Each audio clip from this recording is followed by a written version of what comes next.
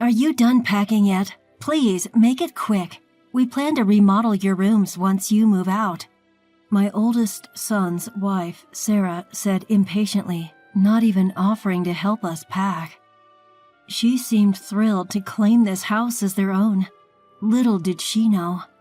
Glancing at my husband, John, he silences me with a look and turns a serene smile to Sarah. "We're sorry for keeping you waiting. We'll leave by tomorrow. With the movers coming in, it'd be best if you two stayed in your rooms." We were leaving the furniture and appliances that we shared with Sarah and David behind, and beside our stuff from the bedroom and wardrobe, we didn't have much left to pack. We'll probably take less than half an hour to move out. The following day, our farewell was surprisingly dry. "Well, we're off." "All right. Take care." No apologies, no words of gratitude, and they didn't see us off either. Sarah and David simply glanced at us from their leisure in the living room. Since they were so indifferent, we didn't need to make a fuss about leaving. But as we got into the cab silently, I couldn't help but worry about our cat we were leaving with them. Could Sarah properly care for her? Would she raise her with affection? I dialed a number on my phone as our house receded from view through the cab's window. In hindsight, it might have been my sixth sense that ticked off then. "I'm Patricia, 64. I've been married to John, who's a year older than me, for 35 years. We've never had a major fight, and I would say we're pretty close. John worked for a foreign company and was often busy, but he always spent his spare time with the family. With his recent retirement, I was excited to spend more time with him. But it seems like I was the only one happy about his retirement. Our eldest son's wife was upset about it, and it was apparent. David and Sarah had been living with us in our house for a year now, since their marriage. Sarah, David's wife, was actually the one who suggested we live together. We have a subway station nearby, and with a well-developed public transportation in our area, commuting to work and going for shopping is pretty easy, which is why Sarah loved our place. My husband John and I had initially been reluctant, considering they were newlyweds, but we eventually gave in, leading to our current situation. Not even in our wildest dreams did we think things would turn out this way. "What on earth are you thinking?" That was one day about 2 months after John retired from his company. Just as I had returned from shopping, I heard John's booming voice and froze. In the living room, John was scolding our eldest son, David, who was sitting on the couch. It was unusual to find John this angry since he's usually calm and gentle. "What's going on?" With a heavy sigh, John turned to me. "David was rummaging through my bag and stealing money from my wallet." "What?" "Apparently he lost big on a trifecta bet at the Kentucky Derby and is strapped for cash." With that, John snatched a few dollar bills and his wallet from David's hand. It was indeed John's wallet. I was sure of it because I had given it to him as a gift on our 20th wedding anniversary. The fact that David was holding the wallet and money was undeniable proof that what John said was true. "David, didn't you quit wagering on horses? You lost big before and swore you'd never do it again, so why?" Whether he heard me or not, David just continued to watch TV without responding. Ever since he was a child, he would often ignore us when we lectured him or talked about something that didn't interest him. There are times that he doesn't remember the things I've told him verbally. This time was no different, and it seemed my pleas had no effect. However, even without an answer from David, I had a hunch about why he had started betting on horse racing again. Oh, it must be Sarah. David never cared about horse racing to begin with. He would never stoop so low as to take money from someone else's wallet, and he had never committed any crime like shoplifting. If I asked what caused such a drastic change in David, who was a hard-working office worker, I would answer without a doubt. It was meeting Sarah. Sarah is a bright and active woman. When we were first introduced to her, I hoped she would help bring David, who was introverted, out of his shell. But back then, I never knew about her hobby. that she was a huge fan of horse racing, and that her sense of spending is completely off kilter. "You heard your mother talking, so why don't you at least say something?" said my frustrated husband as he turned off the TV. At that, David finally opened his mouth. "Shut up.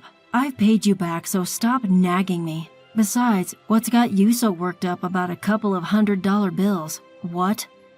I was actually surprised at how light your wallet was. "You've really gone downhill, haven't you, Dad?" "Well, I'm retired, so what did you expect?"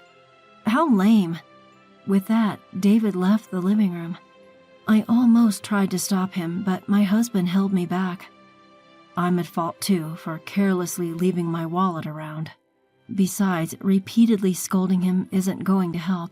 But his attitude is far too unacceptable. This is too much. John has never been the kind of person to flaunt his role as the main breadwinner of the family, but it's a plain fact that it's thanks to him that we are able to maintain our lifestyle, and he provides for David and his wife as well. They're able to save on rent and living expenses as well, since they always come up with an excuse not to contribute to the household's expenses. So it's my husband who's been covering majority of our expenses. And yet, instead of respecting John, David disparaged him. David's comments were unacceptable, but I was also enraged with his wife for introducing him to gambling. A few days later, still feeling uneasy, I decided to ask David's wife directly. "It seems like David is struggling with money lately. Do you know anything about it?" "Oh, he apparently took a big hit at the Kentucky Derby." "You knew about it?" "Yeah, after all, I was the one who suggested we go together." Just as I thought. Sure enough, David had been drawn back in to horse racing by Sarah. Why would you do such a thing? David was trying to quit horse racing. Is that so? I had no idea. Please, Sarah, I'm begging you not to invite David to the horse races anymore. If this keeps up, won't you be in trouble too? Well, we each have our own earnings and we're just doing what we like, so I have no problem with it. I was taken aback by her reply. Certainly both David and Sarah, as a couple, were earning their own money, and they could spend it on whatever as long as they had food, rent, and clothing covered. But you two are a married couple, right? You might even have kids in the future, for their sake as well. We've decided not to have children. We don't want to give up the things we love just to be tied down raising a kid. I was shocked again by her response. There was too much information to process all at once, but in a way it made sense. Having children would require you to have more savings by tens of thousands of dollars, which is probably why they can be so careless with money.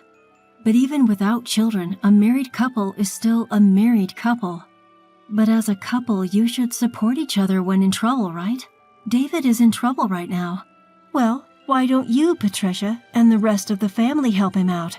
You're his parents and well off, right? Oh, are you living off your pension now? But you had your retirement fund, didn't you? My husband worked for a foreign company, so we don't have a retirement fund. Really? That's a bummer. I thought you had a nice retirement payout. We don't. So I need you and David as a couple to be more financially responsible. To be honest, the living expenses are already quite a burden and we can't afford to cover for you guys anymore. Isn't that David's fault for losing? I can't take responsibility for that. But anyway, we can't right now. I was unable to secure a promise to support David and found myself ejected from David and Sarah's room. A week passed and David's financial problems remained unsolved. Was he so desperate that he had to pilfer money from his parents' wallet? Shouldn't we help him before he resorts to illegal activity? I discussed it over and over with my husband, John, but in the end, this was the result of us spoiling him in the past. John convinced me that we needed to be firm this time for his future's sake, and I had to agree. We were providing him breakfast and dinner, and he had a pass for commuting to work. The goal was simply to have him make it until his next paycheck, but then the situation took an unexpected turn. It happened on a weekend night as we finished our dinner and were relaxing in the living room as usual. Ding dong. Our doorbell rang, but we weren't expecting any visitors, so I approached the front door to see who was visiting us this late at night. I opened the door, wondering if I had a package scheduled for delivery, only to be taken aback. Standing there was Sarah. Apparently, she couldn't open the door as her hands were full with a cardboard box. "What's going on? What's this box for?" As I hurriedly took the box from her, a rustling sound echoed from within, causing me to let out a scream. In an instant, the box opened, and I found myself face to face with the animal inside. It was a cat. "Isn't it cute? I found it abandoned on my way home," Sarah said with a proud grin. I was momentarily stunned, but I quickly remembered the gravity of the situation and yelled toward the living room. "John, go to our bedroom and shut the door immediately." I then closed the box and pushed it back toward Sarah. "Sarah, I'm sorry, but we can't keep a cat in our house." "Huh? Why's that?" I explained to the confused Sarah that my husband John has a severe cat allergy. In addition to developing inflammation upon contact with cat saliva, he also suffers asthma-like symptoms when inhaling cat hair or dander. There was even a time in the past when he was rushed to the hospital because David had returned from a friend's house who had cats, with his clothes covered in fur. I thought I had already told Sarah about this when we started living together, but she seemed to have forgotten. "So what are you saying? Do you want me to take it back where I found it? In this cold weather, it'll die." I was at a loss for words at Sarah's statement. I don't dislike cats. I couldn't possibly tell her to return it to the freezing cold outside. However, I can't expose my husband to danger either. "All right, you can keep it in your room for tonight, but just for tonight. Tomorrow we'll contact an animal shelter and ask them to take it in." I thought that at the very least an animal shelter would provide temporary refuge for the cat. Sarah reluctantly nodded in agreement to my suggestion. I told my husband and son about it, and they agreed to let the cat stay in John and Sarah's room for the night. However, things didn't go as smoothly as expected. The next morning, John and Sarah changed their minds and decided to keep the cat. "Sarah, that's not what we agreed on." "But I really want to keep it. It's so cute. Why can't I keep it?" "Because your dad is allergic to cats. He'll be fine, as long as he doesn't touch it, right? We'll take good care of it. Please?" "You won't be home during work, right? Who will take care of it then?" "Can't you do it?" "I can't, which is why I'm telling you that we can't keep it." "How terrible. I didn't know that even you can be so inconsiderate, unable to even save a small and cute kitten. Animal shelters, they end up euthanizing them, you know. Handing it over to such a place just because it's inconvenient for you. Turning a blind eye to the sacrifice. Do you know what they call people like you? A boomer." "What?" "You're just a nuisance. If you can't live with this kitten, then please leave this house immediately." I was about to snap back at her, but David chimed in. "It's a good opportunity. Why don't you guys move into a retirement home? It might be comfortable. You're at that age and we're not taking care of you guys. You guys aren't even bringing in any income anymore." "I've had enough, you guys." "Fine." Suddenly, my husband, who had been silently listening to our argument, interrupted me. Since last night's incident, he's been wearing gloves and a mask and keeping a distance from David and his wife. I felt sorry for making him feel uncomfortable at his own home. "The reason we can't keep the cat is my fault. I will take your advice and leave." "John," as David said, "this might be a good opportunity to consider moving into a retirement home." Saying that, John looked at me. Understanding his intentions, I remained silent. David and his wife probably took this as us giving up on our house. They suddenly became more cocky. "We'll take good care of this house, so don't worry, but keep the property under your name. The paperwork and payments are a pain. Moving into a retirement home can be quite expensive, you know. Please handle yourselves. Don't rely on us. We aren't helping." They seem relieved, even joyful at our compliance. This must be their true nature. Perhaps they picked up that kitten on purpose, hoping for this to happen. I realized that we had been manipulated by Sarah. For the following week, I began packing while looking out for John. David and his wife, who had lost all reserve, continued to throw veiled insults at us. But they probably realized that if John collapsed, our move-out would only get delayed. So they did not let the cat out of their room. That was the only promise they kept. Are you done packing yet? Please make it quick. We plan to remodel your rooms once you move out, Sarah said impatiently, not even offering to help us pack. It seemed they couldn't wait to make this house their own. They really don't know anything, do they? I glanced at my husband, but he silently calmed me down and gave a gentle smile to Sarah. We're sorry for keeping you two waiting. We'll leave by tomorrow. With the movers coming in, it'd be best if you two stay in your rooms. We were leaving the furniture and appliances that we shared with Sarah and David behind. And beside our stuff from the bedroom and wardrobe, we didn't have much left to pack.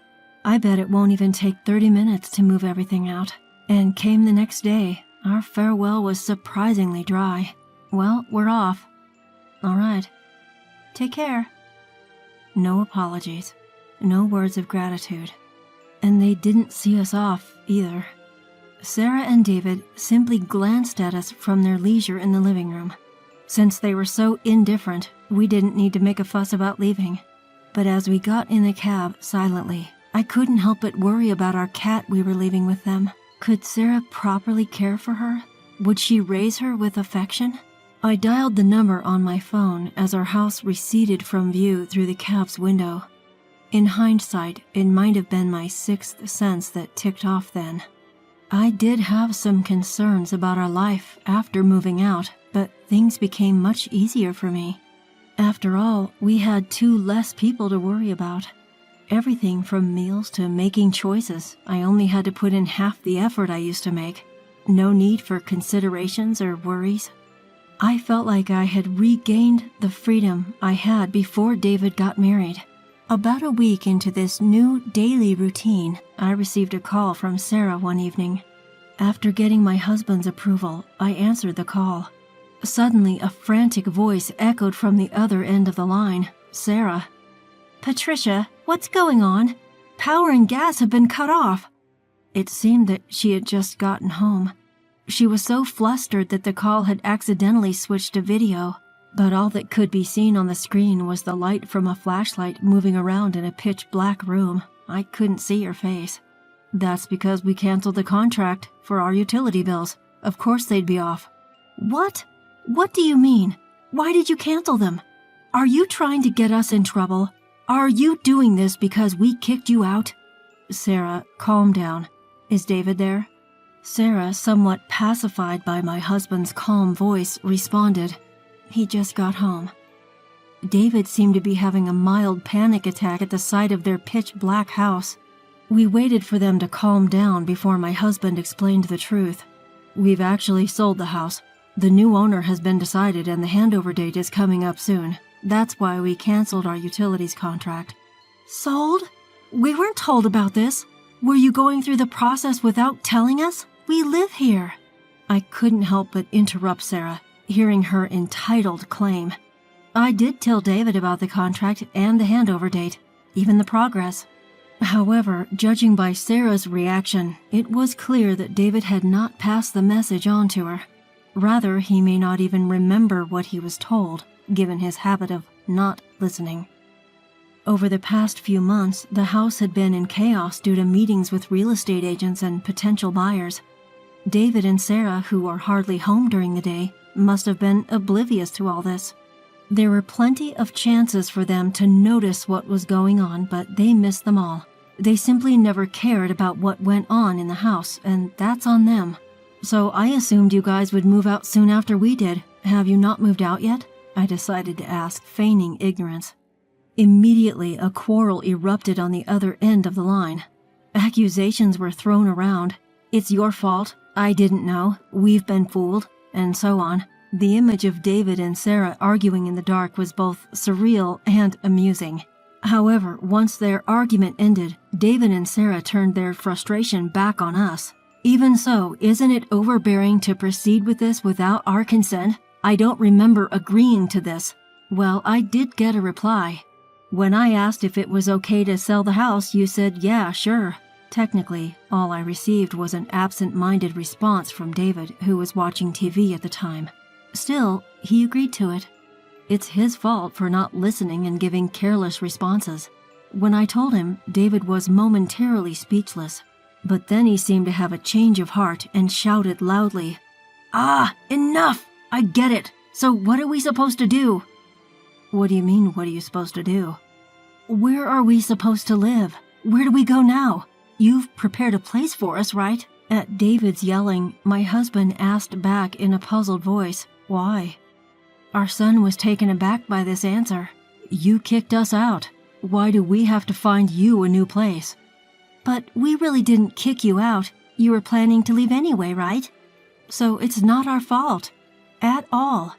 Besides, it was your decision to sell the house. It's your responsibility to secure housing for us since we are affected by this." "Yeah, that's right. For a rental, you pay some amount for leaving. Then you gotta pay us some money too. I know you made a lot from selling the house." "Rental, huh? Before paying you any vacating fee, you should pay us the rent for the period you were living in that house, shouldn't you? Plus, we covered all your living expenses too. Let's have you pay all of that up front. Including rent and living expenses, it'll be about $7,000 for a year. You can pay it right now, can't you?" David and his wife remained silent, with a groan. Considering David's financial situation, we're well aware that they are tight on money. Realizing that we had the upper hand, David started apologizing to appease us. "Haha, that's right, we should be the ones to pay first. But we don't have the money right now, so we can't. So to make sure we can pay you back properly, why don't we live together again?" "Yeah, that's right. Please tell us where you're moving to. We'll move in with you guys right away." They never cared about where we were moving to when we left. I sneered at them deep down and I refused. "No, we can't live with a cat. Wasn't that the reason you kicked us out? We'll get rid of the cat right away, so..." I felt deeply sorry for the cat at their excessively selfish words. As expected for David and his wife, the cat was nothing more than a tool to kick us out of the house. As long as it benefits you, you're willing to put others' needs over your wants. Doesn't that make you a boomer? When they had their own words thrown back at them, Sarah started to cry. But we have no obligation to be swayed by their tears. Besides, the place we moved into is an apartment for the elderly, so young people like you can't live there. You're the ones who suggested it, remember? Saying we should go to a nursing home? As you said, it's very comfortable. Don't worry, my husband and I will live happily here. After talking over them, I hung up. All I could hear from the phone was David and Sarah crying. In the end, we never heard an apology from them. Soon after that, the young couple left the house. Apparently, they had no savings, and they both declared bankruptcy and now live in public housing. When we returned to the house once for cleaning before handing it over, we were able to hear about David and Sarah from our friendly neighbor's wife. According to her, they had quite a hard time packing in a house without electricity, and as expected, they left the cat behind when they moved. Fortunately, I had asked the neighbor's wife to take care of the cat in advance, and she agreed. I offered to help her find a new owner for the cat, but she grew attached and decided to keep it. What was surprising was that David and his wife didn't get divorced. Those two are probably meant for each other. They might be eyeing on my husband's inheritance, but we picked a pretty nice apartment, so by the time we pass away, there will be hardly anything left. Finally, we were able to start living our life together as a couple without any interruption. The senior housing where we moved in has excellent services with a gym, karaoke, and pool. We even get served freshly made meals 3 times a day. And above all, there are many couples our age in the building. We have made a lot of new friends here, and we plan to enjoy